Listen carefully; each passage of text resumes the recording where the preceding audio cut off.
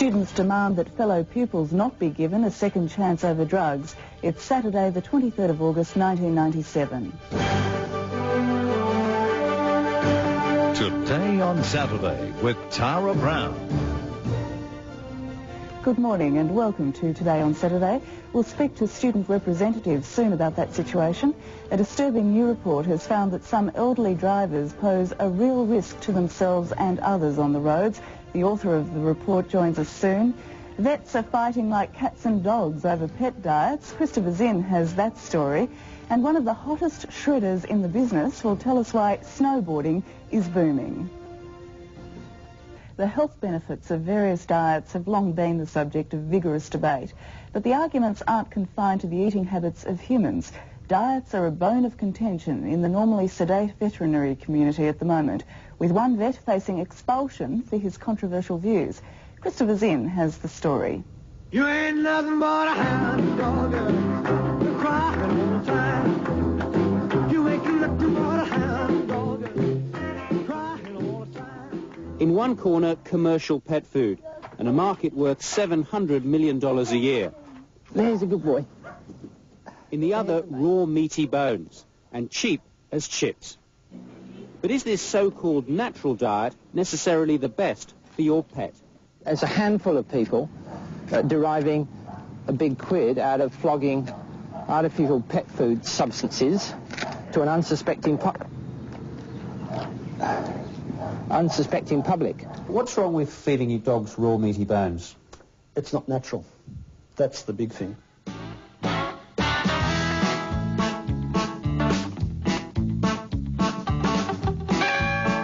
Dr. Tom Lonsdale has a veterinary practice on the outskirts of Sydney. To the chagrin of some in his profession, he's devoted his life to promulgating bones over commercial food. And what happens if you give them lots of canned food like you might do to babies? All sorts of disastrous consequences, most of which take a number of years before they become apparent. In the meantime, of course, your pets know that they're in trouble, but they can't speak and so suffer in silence. And he says it's not just Fido who benefits from an almost exclusive diet of flesh and bone. It's a lot cheaper, incidentally, to feed them on the natural food anyway. So even the food costs come down to about a third, and your veterinary bills disappear. So when these cats come in for a visit, do you feed them chicken bones as well? Or yeah. No canned food on the premises at all? Yes, we do, for those that refuse to eat the proper food. Dr. Tom Lonsdale certainly seems to have ruffled a few feathers in the veterinary profession. And his heresy seems to be you shouldn't believe everything that vets tell you. She's really trim compared to her little weight. We'll have a look at her weight chart in a sec, but gee, I'm happy with her.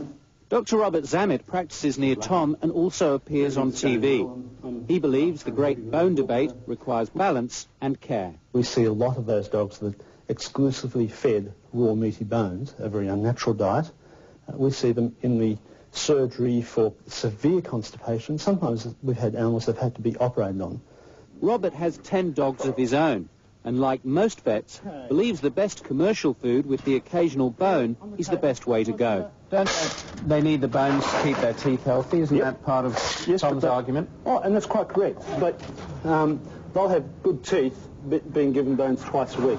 You don't have to handle them every single day. But Tom doesn't just stop at bones. He claims his profession is in the pay of the multinational pet food companies. He also believes the commercial product causes an AIDS-like condition in cats and dogs. An acquired immune deficiency syndrome, where he'd lost an immense amount of weight, his liver was playing up, and he was just a listless, sick animal. His claim that dogs with severe dental disease fed commercial food have very low white cell counts and therefore are immunodeficient is fallacious on a number of grounds. Dr. Jill Madison is a specialist in small animal medicine and lecturer at Sydney University. So you don't believe that commercial food is necessarily bad for animals or damaging their health? No, I don't. And in fact, I think that good quality commercial food has improved the nutritional basis of our pets over the last 20 years. Tom's aggressive campaigning by post, media and email has got him into trouble with his peers. The Veterinary Surgeons Investigating Committee of New South Wales is now probing an alleged breach of professional conduct.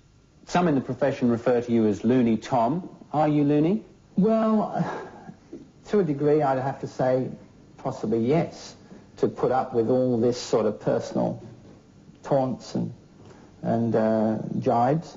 It might not be what the vets recommend, but it's what they do recommend that disturbs Dr. Lonsdale. Well, are you saying that the whole of the profession is in the pay of the multinational food manufacturers? Yes, wittingly or unwittingly. It varies for different individuals. Some know full well, and some actually are on the payroll of the multinational pet food manufacturers. I myself am a consultant for Friskies Pet Care. I am a consultant for Friskies Pet Care because I believe that the nutritional value of good quality commercial food has improved the nutrition of our pets. This isn't just Dr. Madison's opinion. The Vets Association tested the bone claims and found the mouth conditions existed long before commercial food was invented.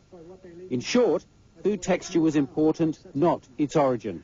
And Dr. Lonsdale's panacea was found wanting. The theory that it promotes better overall health and prevents a wide variety of diseases from cancer to heartworm is not based on truth.